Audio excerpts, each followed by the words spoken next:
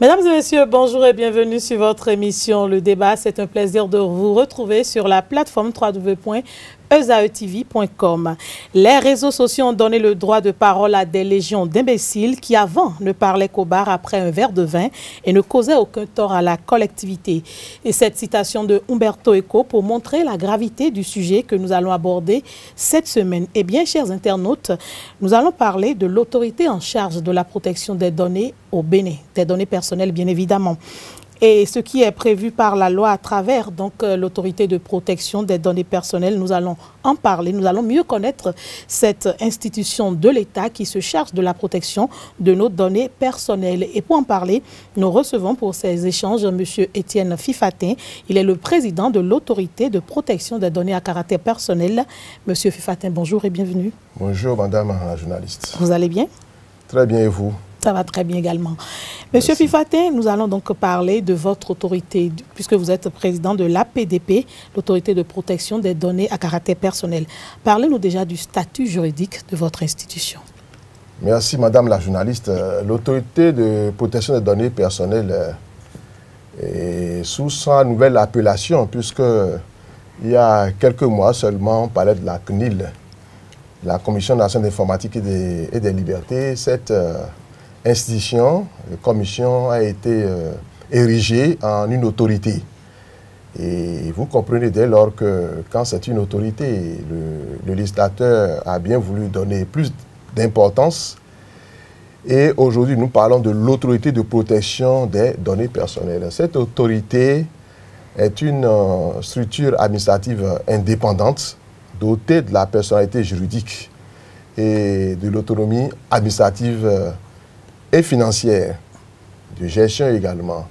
C'est une autorité, si vous permettez, qu'on parle de sa composition en même temps. C'est une autorité qui est composée de 11 membres, 3 députés à l'Assemblée nationale, 3 magistrats de la Cour suprême, 2 informaticiens, il y a une bonne expérience en la matière, un membre du Conseil économique et social, une personnalité nommée par le président de la République. Siège auprès donc de cette autorité un commissaire de gouvernement qui est une sorte d'interface entre l'autorité et les administrations. Depuis quand est-ce que vous existez? Depuis quelle année vous existez? Mais la CNIL a été créée depuis par la loi de 2009. Vous comprenez que nous avons quand même un petit parcours. Nous avons fait un petit parcours. Il n'est pas encore long par rapport à l'expérience des autorités des autres pays. Mais nous pouvons nous réjouir de ce que le législateur a pris très tôt la mesure. Si je m'en réfère aux statistiques que nous avons essayé d'établir, il n'y a pas beaucoup de pays encore africains qui soient dotés d'une loi sur la protection des données personnelles, encore moins d'une autorité. C'est un effort de notre pays qui a doté et qui a le souci de protéger les données personnelles des populations. Nous faisons donc partie des privilégiés. Monsieur... Absolument, je le confirme.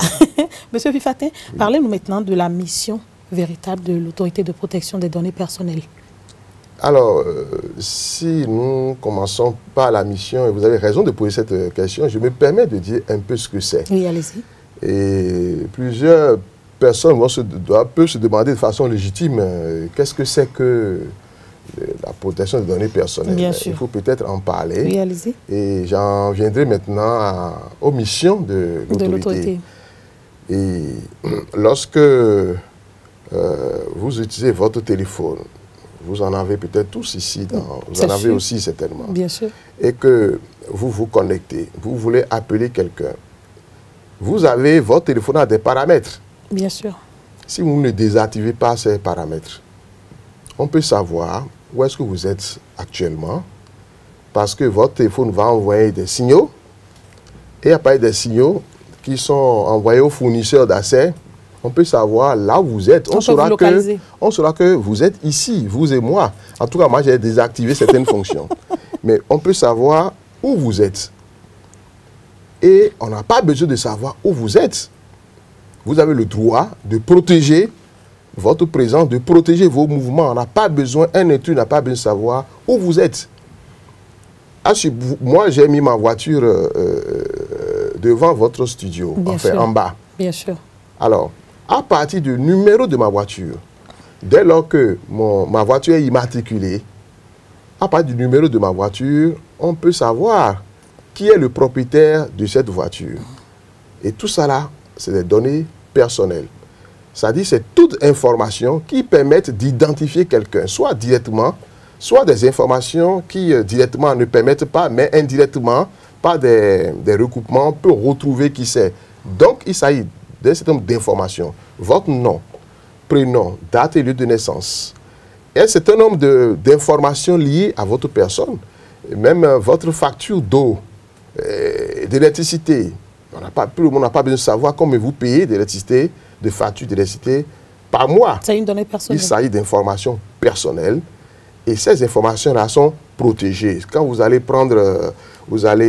chez votre assureur, on prend un certain nombre d'informations. C'est des données personnelles, c'est-à-dire que c'est des données qu'on ne peut utiliser que pour la finalité. Si on collecte vos données pour faire quelque chose, ça doit servir à cette chose-là. On ne peut pas utiliser vos données pour faire autre chose.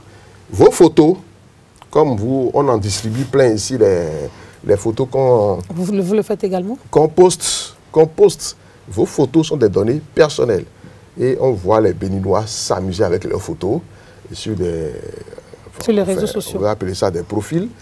Et on voit partout des photos, même de bébés, qui ont des droits à faire valoir et qui méritent d'être protégés. Même si c'est notre enfant. Ben oui, mais l'image de votre enfant n'est pas votre image, madame la journaliste. L'image de l'enfant mérite d'être protégée. On ne peut pas faire n'importe quoi avec l'image des enfants dont l'image, parce que ces enfants vont grandir un jour. Et si vous faites n'importe quoi, ce n'est pas vous-même, hein? C'est une façon de parler. Si on fait n'importe quoi avec les images de l'enfant, quand ces enfants seront grands, ils vont peut-être poursuivre des parents. Ce n'est pas une hypothèse d'école. C'est arrivé dans d'autres pays où des enfants, une fois devenus grands, ont poursuivi des parents pour avoir utilisé leurs photos à des fins qu'ils n'auraient pas voulu. Et ça a posé beaucoup de problèmes. Donc, et pour vous dire, nous sommes partis alors de la définition des données personnelles qui sont des informations propres à l'individu et qui méritent d'être protégées. Et tout cela nous renvoie maintenant à votre question, la mission de l'autorité. Évidemment, la première mission, c'est la mission de protection. Et la protection, surtout dans un contexte où la plupart des Béninois ne connaissent pas encore ce que c'est que les données personnelles, mission de sensibilisation, d'information et de sensibilisation. Je pense qu'on y est là. On y est. Vous avez donné des informations maintenant qui vont nous faire dresser les cheveux sur la tête. Par votre canal, nous vous en remercions par ailleurs. Et vous nous donnez l'occasion, cette télévision, Zahir TV, que je salue. En tout cas, je salue les responsables qui ont permis de me donner l'opportunité de parler des données personnelles. Alors, la mission de protection, de sensibilisation et d'information. Il s'agit, nous l'avons fait, et le vendredi, nous étions à l'université, à l'UNAM précisément, pour informer les étudiants sur les dangers, les risques de l'utilisation inconséquente des données personnelles. Mission de sensibilisation, mission d'information. Nous sommes passés dans les collèges, dans les universités. Nous allons entreprendre bientôt. Vous allez continuer? Ah ben oui, parce que nous avons besoin des administrations qui collectent n'importe comment. Vous savez, les pièces d'identité, on prend des empreintes digitales. Les empreintes digitales, c'est des données sensibles. Nous n'avons pas le temps de... Nous aurons d'autres émissions pour approfondir. Si vous êtes prêt pour venir en parler. Je viendrai. Ou si vos commissaires sont prêts à venir en parler. Si c'est votre appel, j'y répondrai. Merci d'avance. Donc, mission de sensibilisation. Et nous allons sensibiliser les administrations. Nous allons sensibiliser les écoles, les parents, pour l'utilisation des données personnelles. Nous allons sensibiliser les écoles. Parce que quand, dans les écoles, on interdit aux enfants d'amener des téléphones portables, ce n'est pas le même souci. Le souci des responsables d'école, c'est pour permettre aux enfants peut-être de se concentrer sur leur travail. De ne pas être distrait, de faire n'importe quoi. Mais il faut aller au-delà de ça. Au-delà de ça, c'est que les portables doivent être utilisés à bon escient. Et ces informations, nous les passons dans le cadre de la sensibilisation. Donc, notre première mission essentielle, la sensibilisation. Jusqu'à ce que les Béninois connaissent mieux leur autorité. Je l'espère, je l'espère. Oui. Alors, on avait dit également que l'autorité garantit le droit d'accès ou d'opposition, de rectification, que des fois même vous êtes saisi de plaintes. deuxième mission alors, madame la journaliste. Deuxième mission. Alors, droit d'accès. Pour protéger les données personnelles, il y a un certain nombre de principes que nous appelons les règles d'or. Les règles d'or de la protection des données personnelles. Les règles d'or, lorsque vous postulez pour un emploi, il y a des informations dont celui qui va recruter n'a pas besoin de collecter. Si vous postulez pour un emploi, on vous demande votre ethnie, votre race, on n'a pas besoin de ça. Votre obédience politique. Votre obédience politique ou vos tendances religieuses. Enfin, tendances religieuses. Et on n'a pas besoin de ça pour recruter quelqu'un. Là, vous voyez bien que le traitement qui va être fait, c'est-à-dire l'information qu'on veut d'un postulant, cette information n'a rien à voir avec son opinion religieuse, à tout le moins, et ça pourrait gêner. Ça pourrait gêner qu'on demande quelqu'un sa race, son appartenance politique pour recruter. Ça n'a pas de sens. Donc, nous avons ce qu'on appelle la finalité. Mais le droit d'accès aussi. Le droit d'accès, c'est quoi? Le droit, pour toute personne dont les informations sont collectées, de pouvoir accéder à ces informations-là. Si on collecte des informations, vous allez dans une banque et pour ouvrir un compte, on collecte un certain nombre d'informations. Bien sûr. Ou vous prenez un crédit à la banque, on collecte vos informations. On sait que vous avez pris un crédit à la banque. Vous finissez de payer. Vous soldez. Et vous continuez d'avoir votre information dans le fichier crédit ou de ceux qui doivent à la banque. Ça ne marche pas. Hein? Ça ne marche pas, madame. Ça ne marche pas. Fini de payer. Prenons une expression que tout le monde... Alors, ça ne marche pas. Vous avez fini de payer. Si vous finissez de payer, votre nom ne peut plus figurer dans le fichier crédit. Peut-être, pour mémoire, pour permettre peut-être, lorsque vous venez une autre fois prendre un crédit, ça va faciliter les choses. Mais si vous n'en voulez plus, votre nom, en tout cas, ne peut pas figurer sur le fichier de ceux qui doivent encore à la banque. Si ce n'est pas mégal qu'une banque laisse cette information, vous avez le droit de demander la suppression. C'est un exemple de droit d'accès. Vous êtes dans un fichier de police. Un fichier de police, une information qui est mal enregistrée, mal renseignée, et vous apprenez que votre nom a été enregistré dans un fichier de police, comme quelqu'un dont je donne l'exemple dans un pays qui n'est pas le nôtre, rassurez-vous, où on a retrouvé, pour vous amuser un tout petit peu, on a retrouvé une dame la nuit avec sur sa carte de visite. Sur sa carte de visite, c'est mis, excusez-moi d'en parler comme ça, hein, oui, c'est mis femme belle. Et elle boit un coup avec femme belle, la vingtaine, veut un homme pour boire de temps en temps les soirs. La police a découvert sur cette dame cette carte de visite et l'a inscrite dans le fichier prostituée. Pourquoi? Non, enfin, c'est la police, c'est pas au Bénin, hein, c'est à l'extérieur. C'est pas ici, rassurez-vous. C'est mis fichier prostituée. La dame ayant appris que son nom a été enregistré par la police dans le fichier, puisqu'elle a été entendue aussi, fichier prostituée, a demandé à accéder à l'information, au fichier, et a demandé droit d'accès, maintenant droit de suppression. Deuxième chose que nous faisons, donc la dame a demandé qu'on supprime, parce que l'une des règles de collecte de données, c'est la légitimité et la loyauté. Les informations doivent être enregistrées par rapport à la finalité et doivent être enregistrées de façon loyale. On a estimé que cet enregistrement, cette collecte n'était pas loyale parce qu'il ne suffit pas d'avoir une carte.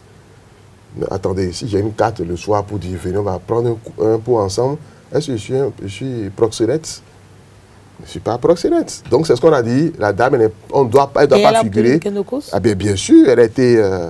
la Cour européenne des droits de l'homme lui a donné raison. Parce qu'il ne suffit pas d'avoir qu'une dame soit porteuse d'une carte sur laquelle mais aime bien boire un coup le soir avec un homme, ça ne renvoie pas. C'est parce qu'elle a eu la possibilité d'aller saisir les juridictions également. Elle a saisi, elle est allée très loin. Elle est allée très loin, elle est allée devant la Cour, elle est allée devant la Cour européenne des droits de l'homme, qui lui a donné raison. Ça, le droit d'accès est l'exemple de l'illustration du droit d'accès, du droit de suppression. Et il y a d'autres droits, évidemment, comme on ne va pas établir, on a d'autres points à aborder. Donc, nous recevons également les dossiers de déclaration et d'autorisation. Nous avons, pour protéger les données des Béninois, des citoyens, la loi a prévu deux régimes. Le régime de déclaration, c'est-à-dire que vous avez des vidéos à surveillance quelque part ici. Bon, si vous n'êtes pas à jour, vous le faites, hein, je vous le dis tout de suite. Et vous ne devez pas installer des caméras de vidéo de surveillance dehors, si ce n'est pour la sécurité des bâtiments.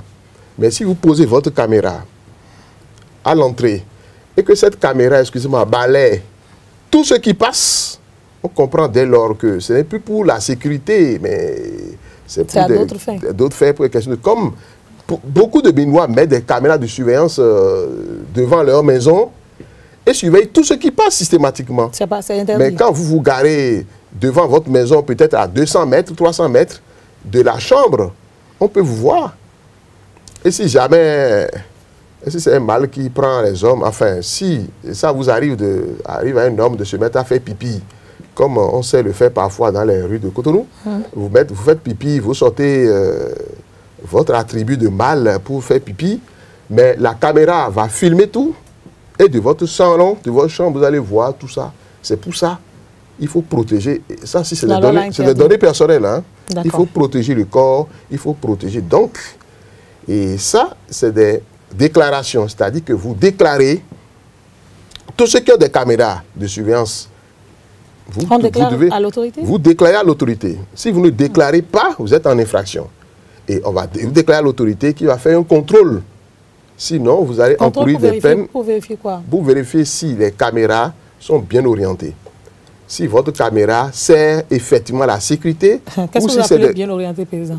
Bien orienté, c'est de faire en sorte que votre caméra n'aille pas filmer des choses dont vous n'avez pas besoin. Par exemple, c'est ça, hein? Absolument. Dans les services, on a reçu des plaintes des responsables de service. On peut des caméras dans les secrétariats.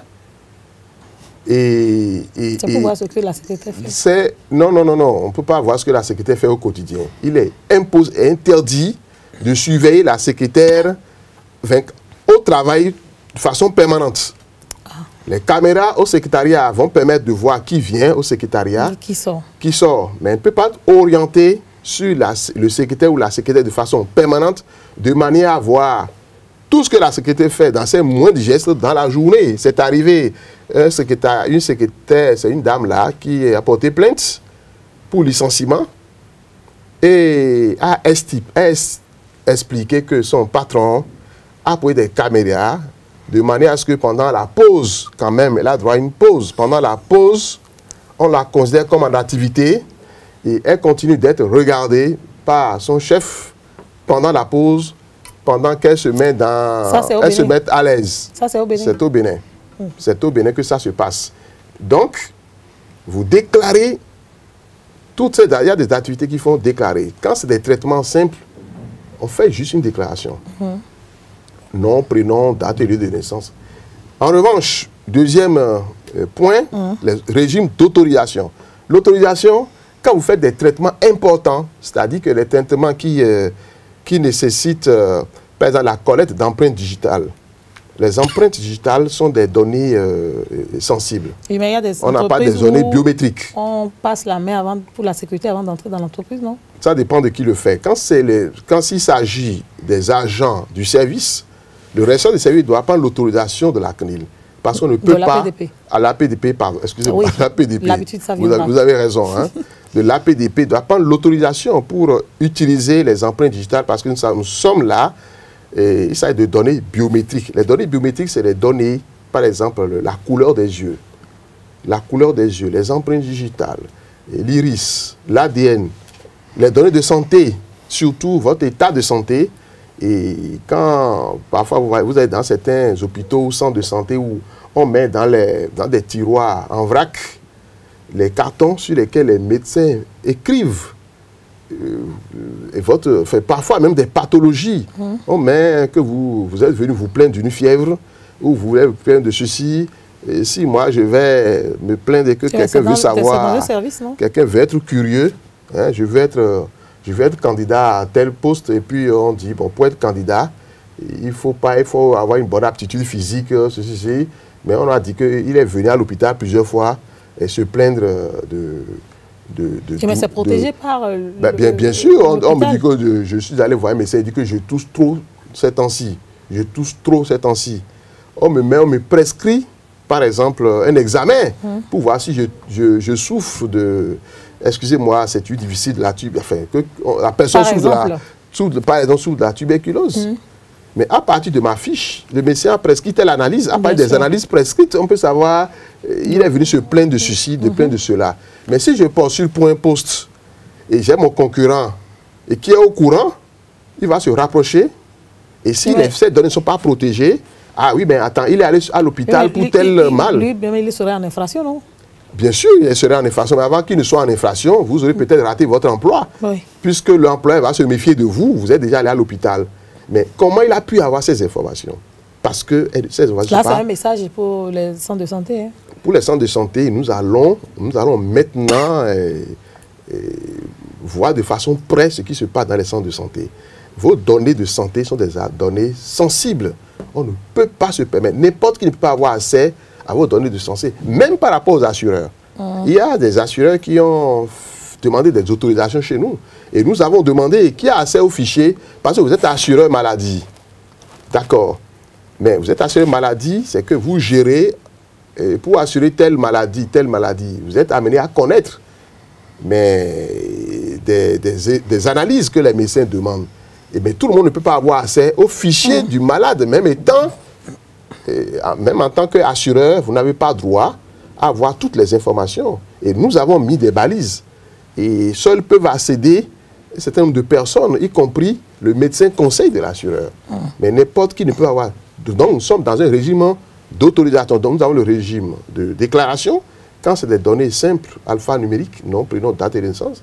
Mais quand c'est des données sensibles, là, nous sommes dans le régime d'août. Là, il faut une autorisation. Est-ce que c'est cela qui a justifié votre présence aux côtés de l'opération RAVIP qu'on a eue il y a quelques mois? L'opération RAVIP est une opération encore particulière. L'opération RAVIP est autorisée par la loi. Donc, il n'y a pas de souci à priori. Oui, il n'y a pas de souci, mais il y a quand même la surveillance. Attention, l'autorité RAVIP, l'opération RAVIP, comme l'opération COS-LEPI, l'opération LEPI, c'est des traitements qui sont ordonnés par la loi. Alors, quand le traitement est ordonné par la loi, le régime est différent. C'est pas, nous n'avons pas dit non.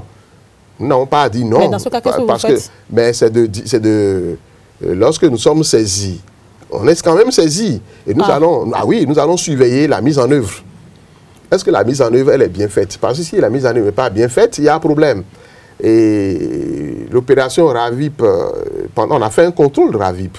On a vu comment est-ce que les informations qu'on collecte dans le cadre du RAVIP, est-ce qu'il y a la confidentialité? Nous allons nous assurer que l'appareil qui est utilisé... Vous avez vérifié tout cela? Bien sûr, on l'a fait. Est-ce qu'il y a des codes? Est-ce qu'il y a accès à ça? Est-ce qu'il y a un responsable? Et ce responsable, qui sont ceux qui ont accès à ça? Est-ce que les tablettes que vous voyez, est-ce que ces tablettes-là, n'importe qui peut y accéder? Vous avez eu toutes les garanties nécessaires pour nous? Bien sûr, bien sûr. Donc nos données personnelles dans le cadre de cette opération sont protégées? Je pense oui. Je pense oui parce que même l'opérateur de saisie, lorsqu'il intègre un certain nombre d'informations et qu'il valide, lui-même n'a plus, il ne peut plus y accéder. D'accord.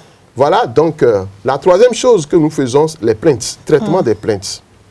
Donc, information, protéger les droits d'accès, les plaintes.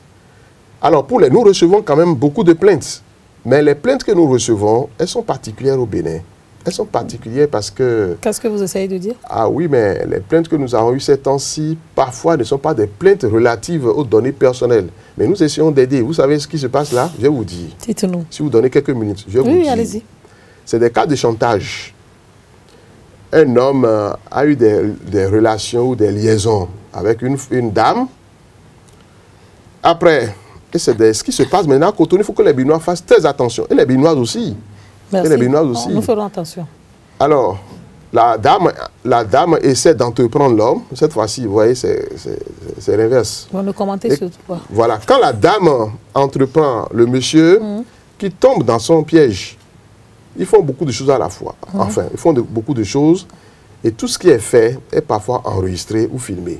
Ah. Dans un premier temps, lorsqu'elle gagne la confiance du monsieur ou lorsque le monsieur gagne la confiance de la dame, ils font beaucoup de choses. Et tout ça, on filme à dessein. À l'insu de l'autre. À l'insu de l'autre. Parfois, son accord, mais inconscient. Inconscient. L'accord est là, mais ça, c'est banalisé parce qu'on ne sait pas ce qu'on va faire, on ne se pose pas de questions. Ils s'amusent avec leurs données. Ils s'amusent avec tous deux. Enfin, une personne le fait. La personne malveillante fait ce qu'elle fait.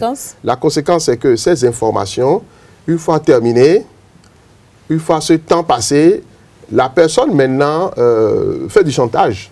Ah. Si vous ne me donnez pas de l'argent, je vais publier sur vos réseaux sociaux tout ce que nous avons fait ensemble. Ah, je vais tout publier. Vous êtes tout publié. Et comment est-ce que vous gérez ça? Les peureux payent pour en finir. Les téméraires ne payent pas et vont jusqu'au bout. Ce que j'aurais fait, c'est que je ne serais pas tombé dans ce piège. Voilà ce que j'aurais fait. Quand on tombe dedans, qu'est-ce qu'on fait? Quand on tombe dedans, c'est difficile. Hein? C'est difficile parce que les cas que nous avons eus, nous avons essayé de rattraper ce qui fait le chantage pour lui dire d'avoir effacé. Mais vous savez même que, bon, enfin, pas effacé, de ne pas publier ça. Et on dit si vous publiez, c'est des sanctions. Et on parle des sanctions. C'est prévu. Ah oui, ben on va en parler dans quelques instants. On parle des sanctions. Ça nous rassure. Et ça les effraie. Mais il y en a qu'on ne retrouve pas. Ils se cachent sous de faux numéros et quand nous trouvons pratiquement sur le terrain purement pénal, nous transmettons ça, la plainte à la police qui gère la suite. Ah, d'accord. Voilà. Donc, vous faites beaucoup de choses à l'autorité de protection nous essayons. Des données personnelles. Donc, tout le monde peut vous saisir. Alors, tout le monde peut saisir. Tout le monde se saisit, mais nous n'appliquons pas toutes les sanctions. C'est-à-dire? Si vous permettez, nous parlons en même temps des sanctions. J'imagine que nous sommes en train... Oui, on y vient. Dites-nous d'abord, tout le monde peut saisir. Tout le monde peut saisir. Les administrations peuvent saisir, les citoyens peuvent saisir, comme ils le font déjà, pas assez parce qu'ils ne sont pas informés. Et par votre canal, j'espère que les gens vont prendre conscience de la situation, de la gravité de la situation. Les gens vont prendre conscience de ce que... on s'amuse beaucoup avec nos informations personnelles. Mais on le fait consciemment ou inconsciemment. Non, souvent, c'est parce qu'on se dit que c'est un jeu. C'est pas un jeu d'enfant peut-être, mais dangereux. D'accord. Très dangereux. Et il faut faire attention à ne pas publier n'importe quoi. Et la prochaine fois, je veux bien qu'on parle des forums ou les forums. Qu'on en parle. Parce qu'il se passe beaucoup de choses. Et j'en profite pour dire que le responsable du forum, celui qui gère le forum, lorsqu'il publie n'importe quoi, c'est sa responsabilité. Il faut qu'on en parle suffisamment. Lorsque vous êtes responsable d'un forum, vous êtes prêt à en assumer les conséquences. Les conséquences, parce que si vous qui êtes responsable du forum, si vous publiez des choses qui portent atteinte à la vie privée, la première personne qu'on va prendre, c'est le responsable. D'accord. Président, qu'est-ce qu'un traitement de données personnelles et qui peut traiter les données personnelles? Est-ce qu'il y a des critères donnés ou est-ce que c'est juste un responsable choisi dans une entreprise? Oui, dans l'entreprise, le responsable de l'entreprise est a priori le responsable de toutes les informations qui sont collectées. Mais de façon générale, c'est le chef de l'entreprise où le chef de l'administration va désigner un responsable. C'est lui qui va gérer au quotidien les données. Et pour gérer ces données, il y a des précautions qu'il faut prendre. Parce que lorsque vous collectez ces données, il faut qu'on sache qui les gère. Il faut qu'on sache où sont stockées ces données. Il faut qu'on sache, c'est-à-dire que les mesures vous êtes sur le terrain des mesures de sécurité bien sûr. Des données. Ces mesures de sécurité sont de deux ordres. Il y a les mesures de sécurité physique c'est-à-dire les locaux, qui a accès au local, qui a accès à la machine, et les mesures de sécurité logiques. C'est-à-dire que le traitement informatique même, quels sont les verrouilles qu'on met pour empêcher qu'un quidam ait accès. Parce que vous allez me demander, mais pourquoi on protège tout ça là? Non, je vais vous demander, je vais même m'inquiéter parce qu'on sait que des gens peuvent demander à avoir accès à toutes vos communications, même chez les réseaux téléphoniques mobiles, ils donnent. Je voudrais savoir qu'est-ce qui est fait dans ce cadre-là. Parce qu'il y en a qui disent, je veux voir, qui ont des amis chez les opérateurs GSM et qui, parce qu'il y a des problèmes, comme vous le dites, demandent à ce que les amis les aident à avoir les relevés téléphoniques, à savoir à qui la personne a écrit message dans les cas de relations sentimentales. Relation sentimentale? Bien sûr. Qu'est-ce que c'est sentimental? Qu'est-ce que ça allait voir? Oui, mais les gens vont vérifier la communication avec qui madame a parlé, avec qui monsieur a parlé, avec qui il communique très souvent. Pourquoi madame irait voir ce que les gens le font. Est-ce que la loi prévoit quelque chose dans ce cas? Qu'est-ce que le monsieur va aller voir dans ce que oui, madame mais en fait, président, ce que moi je veux savoir, c'est pourquoi on devrait donner. Est-ce que ce n'est pas seulement dans les cadres de la loi ou des affaires judiciaires qu'on devrait avoir accès à ces informations? Je vous chahutais aussi. Oui, j'ai compris. Je suis en train de vous titiller pour que vous me sortiez dans d'autres choses à commenter. Non. C'est des choses qui arrivent. Vos communications sont protégées. Ce sont des données personnelles normalement. Protégées. Vos communications ne doivent pas y avoir accès. Mais la loi organise les modalités d'accès à ces informations dont vous parlez.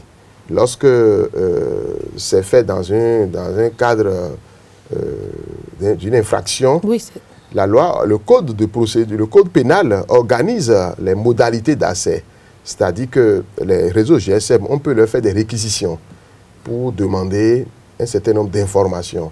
Supposez, moi je ne suis pas le domaine sentimental encore. Je prends un exemple plus... Prenez l'exemple qui vous convient. Lorsqu'il y a une... Non, je vais parler de ça aussi. Je ne vais pas occulter complètement votre question. Et la réponse à votre question. Donc, il y a un acte répréhensible, braquage, une information. La police se saisit de ça. Dans le cadre d'une enquête judiciaire, peut demander des informations au niveau de l'opérateur GSM pour permettre peut-être d'avancer par rapport à la poursuite de l'infraction, à la recherche de preuves, à la recherche du délinquant et à la poursuite, à besoin d'informations. Et là, la loi encadre cela. Bon, maintenant, est-ce que, quand on se lève, on va aller simuler une plainte, on va aller simuler les choses pour dire... c'est même pas... Non, je ne me suis pas fait clair, Président. Ce que je voudrais dire, voici. Ce n'est pas qu'on simule, ce n'est pas qu'on saisit l'opérateur GSM soi-même pour dire je veux l'information. Mais on a des amis qui travaillent dans l'entreprise, qui ont peut-être accès, qui s'occupent de ce genre d'informations, qui nous passent l'information. S'il passe, c'est immédiatement punissable. Immédiatement puni. D'accord. C'est même des fautes très graves. Ce n'est pas des cas isolés. Hein. Parce que c'est des cas qui ont existé. Ça s'est passé au Mali. Moi, j'en ai connu au Bénin ici. Vous avez connu au Mali? J'en ai connu aussi au Bénin. Mais je ne veux pas prendre des exemples béninois. Prenez des exemples béninois, ça peut choquer, ça peut... Non, ça va. Quand c'est nécessaire, je prends l'exemple béninois. Mais quand l'exemple va conduire à identifier la personne en question, ou la personne qui a porté plainte, je ne donne pas. Avec autorité de protection. Voilà, vous avez compris mes précautions. Mes précautions, c'est dans un autre pays, même pas au Mali, dans un autre pays. Et une stagiaire qui travaille chez un opérateur GSM, et vous savez, les transferts de crédit qui se font aujourd'hui, parfois sans autorisation, hein.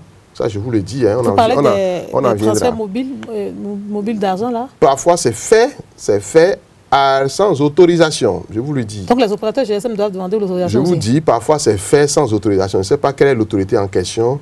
Moi, je sais. Les opérateurs en question, je sais. Nous les connaissons. Il faut faire les choses dans les normes. Il faut faire les choses dans la légalité.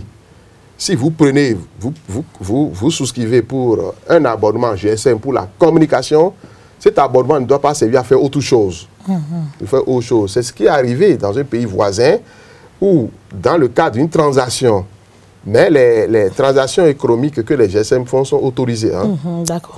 Pas la BCAO, ce n'est pas quelque chose qui est inventé. Non, pas du tout. Ce n'est pas là le centre de mes propos. Mais même si c'est ça, il faut se conformer à la loi. À la loi, c'est clair. Par rapport aux questions de protection des données personnelles.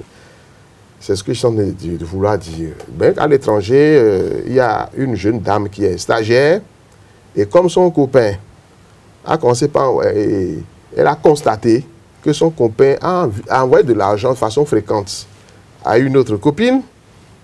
Elle a fait le point, elle s'est rendue compte quand même, c'était un peu trop. Peut-être qu'il lui en donnait pas suffisamment.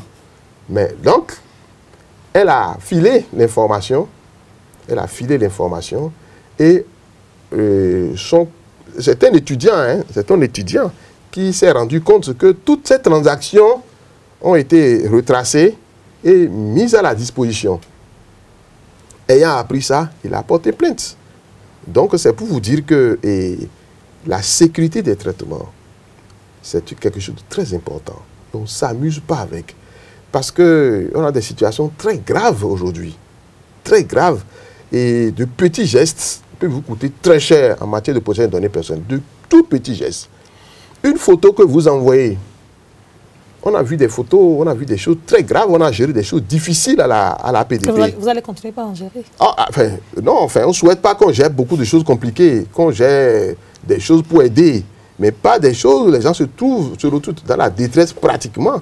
Parce que quand on prend vos photos... Les victimes deviennent des bourreaux. Attendez, vous êtes à une invitation, vous êtes allé dans un coin pour vous mettre à l'aide, des trucs comme ça, quelqu'un filme à votre insu, et on va poster une photo, et on sait que c'est elle, mais on ne restitue pas justement, on ne restitue pas dans son contexte.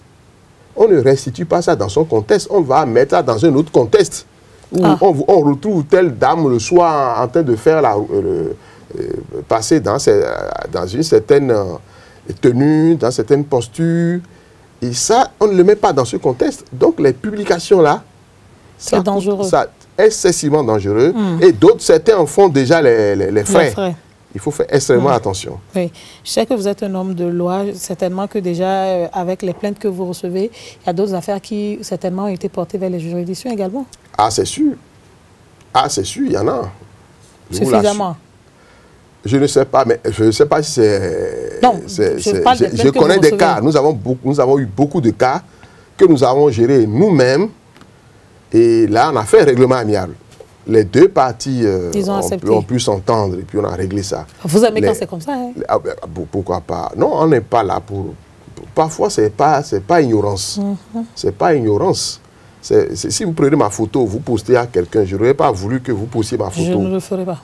Ah, je l'espère. Je ne le ferai pas. Mais non, c'est tout, c'est quand il y a une idée malveillante qui est derrière tout ça. De nuire. De nuire, ça pose problème. Il faut faire attention. Il faut faire attention. Surtout ceux qui sont sur Facebook. Ceux qui sont sur Facebook. Et WhatsApp. Mais Twitter. C'est pareil. C'est pareil. Vous mettez plein de choses. Aujourd'hui, quand on veut faire des recrutements sérieux, mais les recruteurs vont sur Facebook, hein, on va chercher. Ils vont fouiller, ils vont regarder à votre insu les opinions que vous avez émises. Lorsque vous dites dans une émission que mon enfant à la maison a fait ceci, je l'ai bien battu. Je l'ai bien frappé. Je l'ai bien battu, je dis. C'est pas un débat comme le nôtre. Et vous écrivez ça en commentaire? Oh, non, on n'écrit pas, on le dit. Je le dis par exemple, mon enfant là, je l'ai bien battu. Heureusement que ce n'est pas les corrections légères, légitimes d'un parent, non, c'est pas ça. Je l'ai bien bastonné. Ah, lui-même, il a senti. Mais n'allez pas postuler pour un poste où on veut vous mettre dans un service qui s'occupe de l'enfance. Vous n'irez jamais là, hein. Il faut vous mettre en tête vous déclarez forfait. KO. Déjà. Parce que si vous le faites, si vous le dites comme je parle là, cette émission, je dis des choses comme ça, demain, vous m'enregistrez là. Et puis les gens m'écoutent. Encore que je pense que c'est des exemples que vous donnez pour, exact. Pour nous prévenir. Les gens nous écoutent, les gens voient. Et le jour, FIFATIN va poster pour un poste pour protéger les enfants.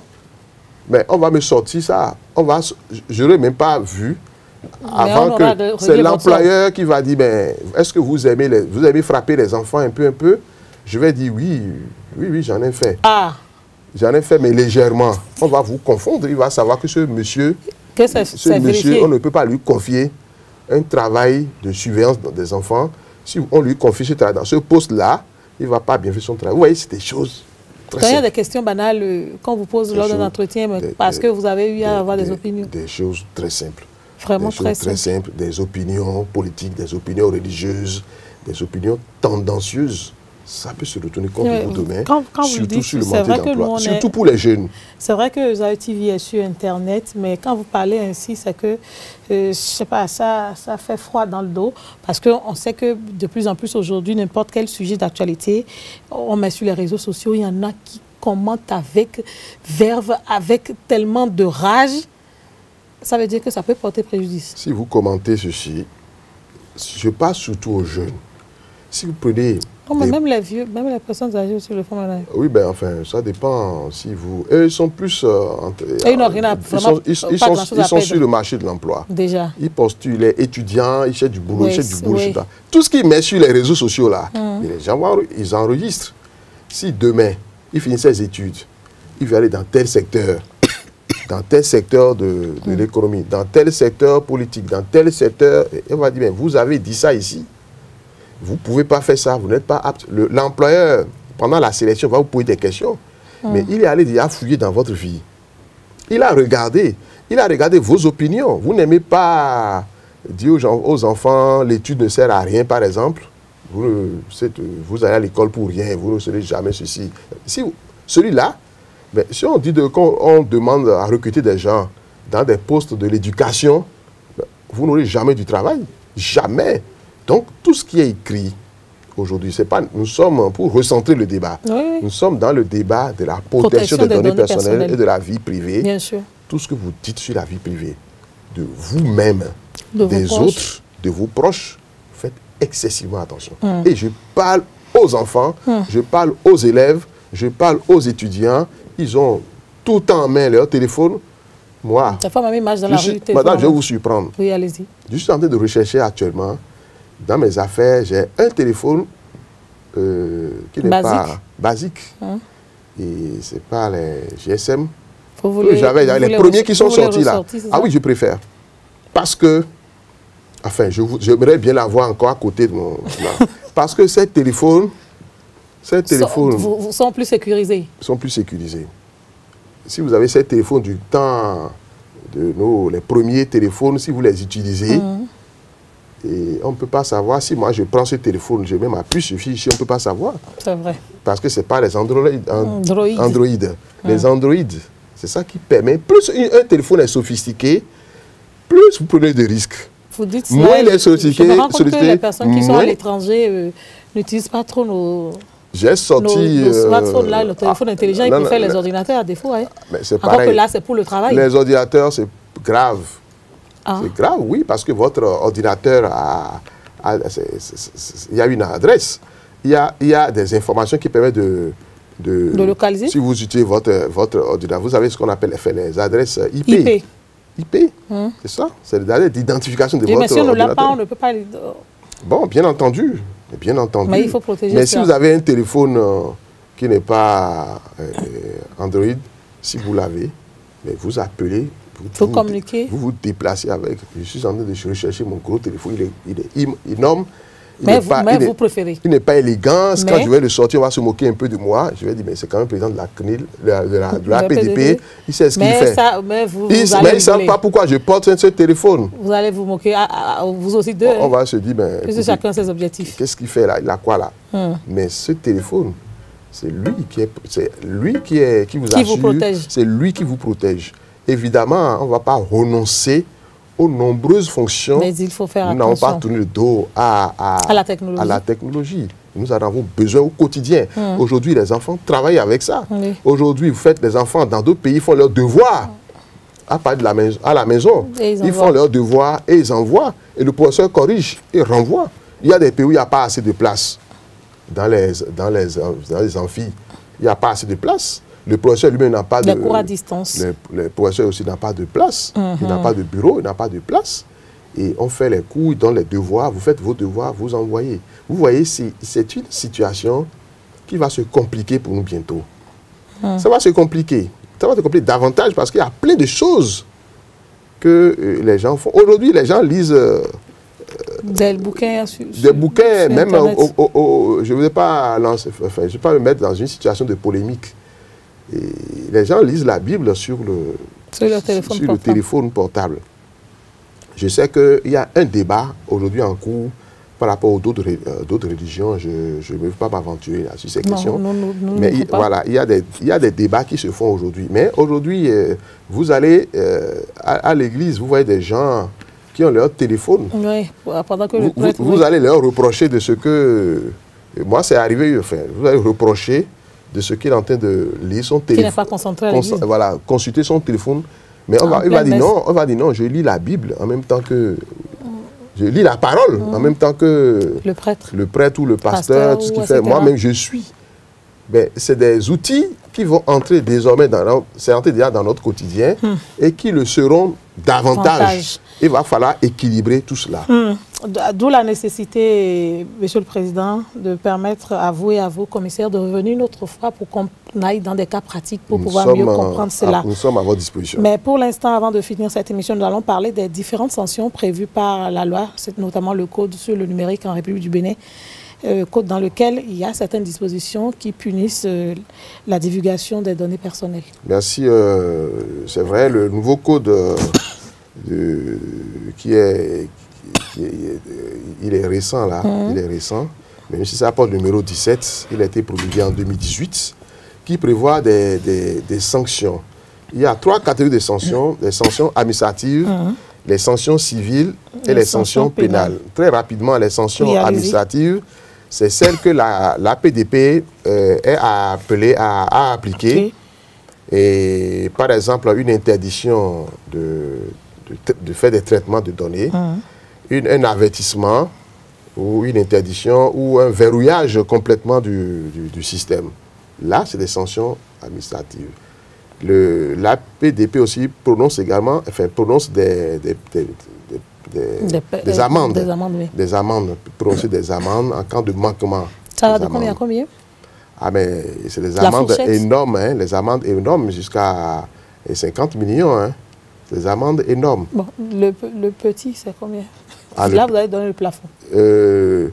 En fait, c'est une tranche. Oui. C'est une tranche. On peut passer de 1 million à 50 millions. C'est pas moins d'1 million? Ah oui, ça peut être moins de 1 million. Nous arbitrons. Nous arbitrons. Et en ce qui concerne l'amende, nous pouvons arbitrer. En revanche, en ce qui concerne maintenant les sanctions civiles, les sanctions civiles, nous ne les prononçons pas nous. Non. Par contre, en revanche, nous pouvons provoquer, lorsque le requérant le demande, nous pouvons provoquer la sanction civile. En quoi faisant, nous pouvons saisir directement le juge civil par voie de référé. Le référé, c'est quoi? C'est une procédure que le magistrat met en œuvre avec des conditions, avec des critères précis. Souvent, c'est des cas d'urgence. C'est des cas d'urgence, nous sommes dans le référé. Le requérant peut, celui dont les données ont été abusivement divulguées, peut aller vers le juge civil en référé pour se voir, peut-être, pour voir le contrevenant et sanctionner à des peines, à des dommages et intérêts. Nous sommes en matière civile. Troisième régime, c'est le régime pénal. Là, attention, hein, ce régime pénal est très sévère. C'est des peines allant jusqu'à 5 années. 10 années, 10 années, 10 années, on va peut-être regarder là, mais 6 années de prison. Bien sûr, 6 mois à 10 années de prison. Même 6 mois là, c'est beaucoup. Hein. C'est beaucoup. Ah oui, perdre sa liberté pendant 6 mois. Même attention, hein, même ce n'est pas... C'est une peine quand même grave que le législateur choisisse d'aller jusqu'à 10 années de peine de prison pour, vous voyez qu'il a pris toute la mesure et nonobstant les peines les réparations. Parce que la juridiction peut prononcer également des sanctions comme les pénalités. C'est le troisième régime, mais lorsque nous sommes saisis par exemple d'une violation, on peut également saisir le procureur de la République. La PDP également saisit le procureur de la République. Comme le procureur peut s'auto-saisir? Comme voilà, enfin l'auto-saisir c'est un autre problème. D'accord. c'est plus... Donc vous pouvez saisir le procureur. L'autosaisie est un concept controversé. D'accord. Donc en ce qui concerne les pénalistes, c'est un concept controversé. Ce qu'il faut retenir simplement, c'est que la personne dont les données ont été à tort divulguées ou dont on a porté atteinte aux données peut saisir le procureur de la République. Et concurremment, la loi a organisé une concurrence en termes de saisine. La PDP peut également saisir le procureur de la République lorsque la victime ne sait le faire. Voilà les trois régimes: sanctions administratives, sanctions civiles et sanctions pénales, mais des sanctions graves. Je ne dirais pas que vous nous avez fait peur, mais je dirais que vous nous mettez devant nos responsabilités. Monsieur le Président, on est à la fin de cette émission d'aujourd'hui. En attendant, avec impatience, l'autre émission où nous parlerons véritablement des données personnelles, de l'utilisation que nous en faisons, des risques que nous encourons, de petites choses que nous faisons au quotidien qui peuvent nous nuire. Quelle sera votre conclusion? Prudence. Il s'est passé un moment ici, on a distribué du matériel pour les hommes et pourquoi pas, on a dit prudence.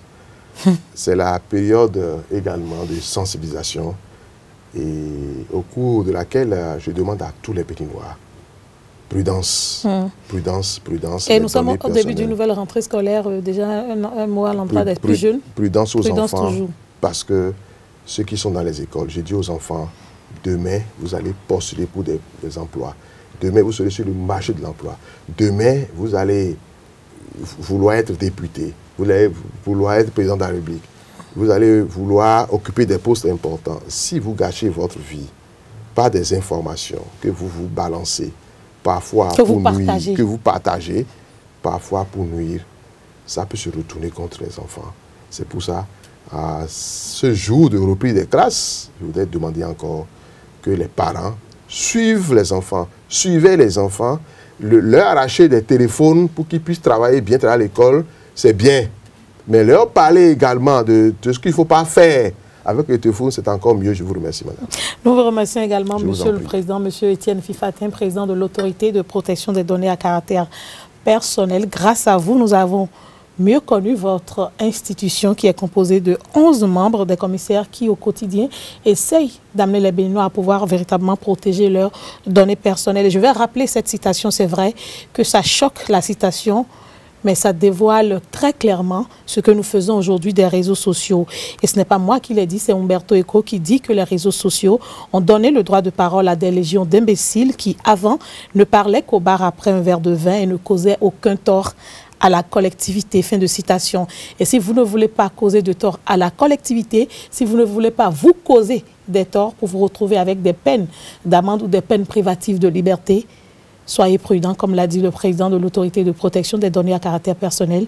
Faites-en bon usage. Et les conseils, ce n'est pas pour les garder pour soi, c'est pour les partager, pour que d'autres également aient l'information. De toute façon, je pense très rapidement, Président, un numéro, si on peut vous contacter par téléphone, on peut appeler l'autorité à un numéro. Je vais voir sur vos documents si je peux avoir. Voilà. Si vous voulez contacter l'Autorité de protection des données personnelles, il suffit juste d'écrire à l'adresse email contact@cnilbenin.bj ou aller sur le site web www.cnilbenin.bj ou simplement appeler le plus 229 21 31 57 22. On gagne toujours à avoir l'information. Quand on pêche par ignorance, on peut comprendre, mais il y a des péchés par ignorance qui peuvent vous amener en prison. Voilà. Mesdames et messieurs, c'est comme ça que nous souhaitons une très belle rentrée à tous nos camarades, à tous nos enfants, aux écoliers, aux lycéens, aux collégiens, aux étudiants. C'est vrai, l'Internet aujourd'hui est incontournable, mais il faut être prudent quand on utilise l'Internet pour ne pas se créer des problèmes utiles. Merci à toute l'équipe technique qui m'a accompagné. Merci également à vous, monsieur Fifatin. Merci, madame. D'ici là, prenez soin de vous.